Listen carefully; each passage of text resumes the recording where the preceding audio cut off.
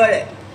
लोकांनी ठरवलंय, शेतकऱ्यांनी वगैरे मला सांगितलं की ताई, ही पुढाऱ्यांची आणि नेत्यांची निवडणूक राहिली नाही आहे, ही निवडणूक सर्वसामान्य लोकांनी ताब्यात घेतली. असे लोकांचे एकंदरीत प्रतिक्रिया येते सगळीकडून. आणि भाजपने खरंच काय केलं 10 वर्ष मला सांगा. सोलापूरमध्ये काय केलं? आपल्याला 7 दिवसाआड पाणी येतं. 2 दिवसाआड येत होतं पाणी, आज 7 दिवसाआड पाणी येतं. 2 वर्ष झाले महानगरपालिकेची निवडणूकच घेतली नाहीये. कशाला? काय गरज होती? अजूनही म्हणजे लोकसभेला त्यांना घाई लागली आहे, पण 2 वर्ष महापालिकेची निवडणूक घेतली नाही आहे.